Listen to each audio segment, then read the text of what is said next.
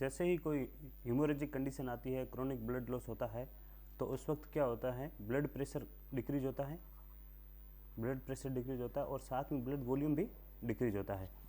तब किडनी से rennin secret होता है और ब्लड के अंदर एंजियोटेंसिन हमेशा प्रेजेंट रहता है, एंजियोटेंसिनोजन हमेशा प्रेजेंट रहता है। ये in the crisis condition renin जैसे ही सीक्रेट होता है तो एंजियोटेंसिनोजन जो होता है ये एंजियोटेंसिन फर्स्ट के अंदर कन्वर्ट हो जाता है in the presence of renin. अब एंजियोटेंसिनोजन जो है ये पॉलीपेप्टाइड है और जिसके पीछे नोजन लगता है वो लगभग सारे इनएक्टिव फॉर्म में होता है। जैसे पेप्सिनोजन अपन बात करें, पेप्सिनोजन इनएक्टिव फॉर्म में इनएक्टिव फॉर्म में होता है। ये HCl and vitamin C, gastric HCl और विटामिन सी की प्रेजेंस में पेप्सिन में कन्वर्ट होता है, ये पेप्सिन एक्टिव फॉर्म में। जैसे ही एंजियोटेंसिनोजन जो ये इनएक्टिव फॉर्म है, पॉलीपेप्टाइड है, ये एंजियोटेंसिन फर्स्ट के अंदर इन the presence of renin angiotensin first में कन्वर्ट होता है।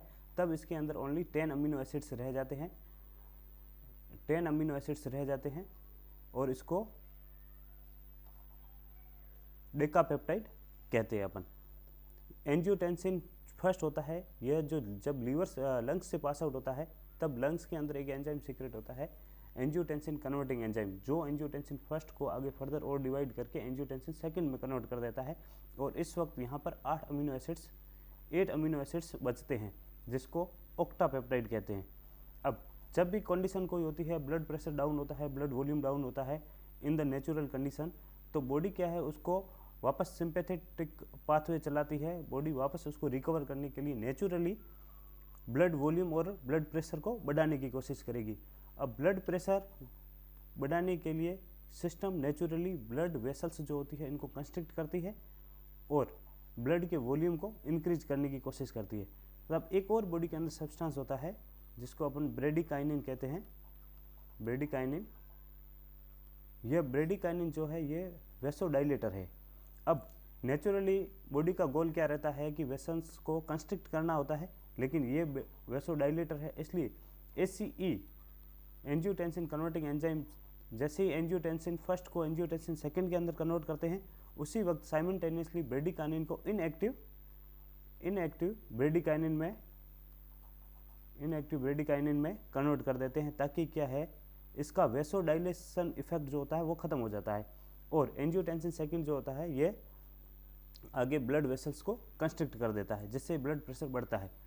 ब्रेडिकाइनिन अपन याद कर सकते हैं, यहाँ पे ब्रेडिकाइनिन NIN हाइपोथेटिकली E और लगा दो 9, तो इट्स मीन इसके अंदर 9 अमीनो एसिड्स होते हैं। नैनोपेप्टाइड कहते हैं इसको ब्रेडिकाइनिन को, ये भी कई बार क्वेश्चन आ चुका है, पूछा जाता है। एंजियोटेंसिन 1 का पूछा जाता है, ब्रेडिकाइनिन का पूछा जाता है, एंजियोटेंसिन सेकंड का पूछा जाता है। और 9 के साथ में एक और चीज़ आप याद कर लो, 9 ऑक्सीटोसिन चूँकि गैस्ट्रेशन पीरियड होता है ह्यूमंस के अंदर कितना होता है, 9 महीने का होता है, 9 मंथ्स का होता है, 9 मंथ्स का गैस्ट्रेशन पीरियड होता है। जैसे ही गैस्ट्रेशन पीरियड कंप्लीट हो जाता है तो लिवर पेन इंड्यूस करने के लिए डॉक्टर्स कई बार ऑक्सीटोसिन का इंजेक्शन लगाते हैं। जैसे ही 9 मंथ का गैस्ट्रेशन पीरियड पूरा होता है तो लिवर पेन इंड्यूस करने के लिए डॉक्टर्स ऑक्सीटोसिन का इंजेक्शन लगाते हैं।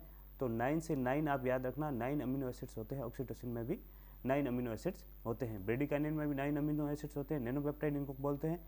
एंजियोटेंसिन फर्स्ट के अंदर 10 अमीनो एसिड्स होते हैं, डेकापेप्टाइड कहते हैं। एंजियोटेंसिन सेकंड आगे और डिवाइड होता है, इसलिए इसमें 8 ही अमीनो एसिड्स बचते हैं, इसलिए इसको ऑक्टापेप्टाइड कहते हैं।